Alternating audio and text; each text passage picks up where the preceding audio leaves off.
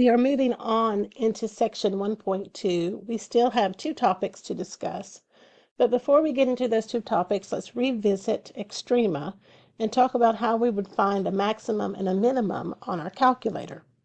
So on example 8 in our workbook, it says use the graphing method to identify the local max and local min points of this function.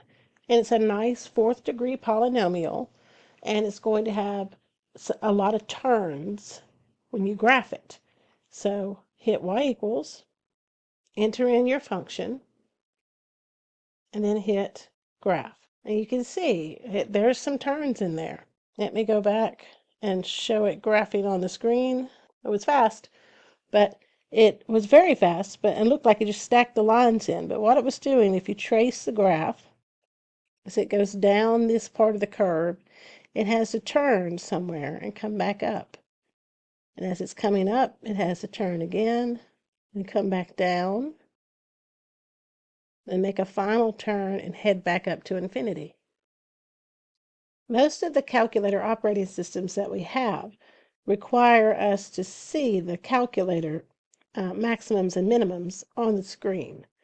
So we need to get that maximum up here and the two minimums down here somewhere in this little box. And we're going to start with zoom out. So I hit the zoom button and I'm going to choose number 3. And I'm going to hit enter.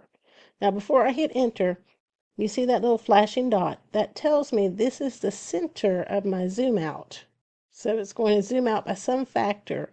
And when it zooms out, all of these little marks are going to get a lot closer to each other because you're looking at the graph from further away.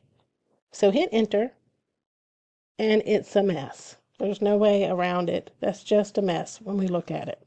So what we're going to do on this, we are going to go back to our zoom, number 6 for standard, back to that beautiful graph, and we're actually going to edit the window manually. Now, if you've never played with the window setting before, let me go over some of these things. This is the x-min of -10, and what that tells me is, let me go back to my graph, over here, that mark is a -10. The x-max was +10, so right there, this mark is a +10 on our scale. Likewise, on the y-min and y-max, we have a -10 and a 10. So we go to our graph, we have a -10 and a 10. These are our markings on our y-axis. If you notice, next to, or underneath, the x-min and x-max, there's something called SCL, and that stands for X scale. Likewise, underneath the y-min and y-max, there's a Y scale. So when we go back to the graph, right now the window is set where each one of these tick marks represents one unit on the y-axis and the x-axis. And you have the options with your calculator to modify all of that. I'm going to start with finding these minimums. Now, I have to say, when it graphed, it looked like it was moving pretty fast. So I'm going to assume that those minimums are far down the y-axis. So I'm going to go to y-min, and I got that by cursoring down with this arrow. And where it has -10, I'm just going to enter a -100. Make sure you hit your negative button and not the minus. All right, so once you have -100 in, you can hit enter and then graph. Oh, that was nice. That's very nice. We can see one of the minimums right here. The other one hasn't come in view yet, but let's go ahead and get that minimum. So I'm going to hit second trace. That opens my calculate menu, and I'm going to find number 3, minimum. When you look at it, you're going to see down here at the bottom, there's a left bound, and there's a coordinate, and then there's the function that we're graphing across the top. Notice that when you hit minimum, it put it on the y-intercept. The y-intercept of this particular function is at 0, -84.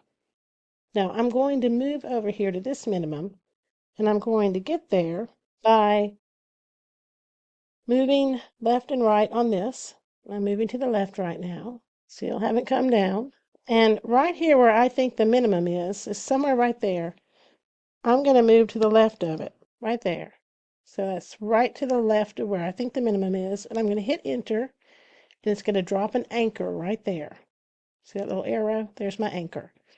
Now it says right bound, so I'm going to cursor over to the right, and you can cursor over one time or two times, it doesn't matter. Hit enter, and then it's going to say guess. So I'm going to go to the guess and hit enter. And this is what it returns.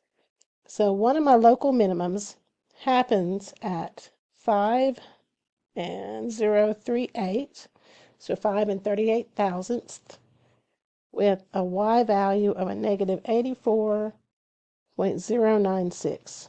That's one minimum. Let's go get the other one. To get the other one, I need to get this minimum on screen. So let me go to Window. It's at negative 100, so I'm going to drop it to a negative 150, just because. If you want to, you can change the Y scale, and I might do that in a minute just to show you. But all I'm going to do at this point is say Y min is equal to negative 150 and hit graph. And there it is. There's the other minimum. So I'm going to go back through the menu, second, trace, that opens up the calculate menu. And I'm going to choose number 3, minimum. And once again, it starts off on the y-intercept. And we're going to cursor to the left until we get to where we think the minimum is. And then I'm going to answer the question left bound by moving to the left of where I think the minimum is and hitting enter. Then right bound, I'm going to move to the right. You can move 2 or 3 steps to the right. The calculator is sophisticated enough to get the right answer, whether you move 1 step to the right or 2 or 3 steps.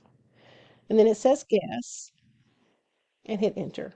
And we have another local minimum at negative 0.891. Make sure you do the correct roundings.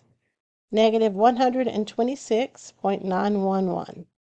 So those are our local minimums. And since we've found those, I'm going to go back and hit zoom. I'm going to choose number 6, standard. And there's the graph that we started with.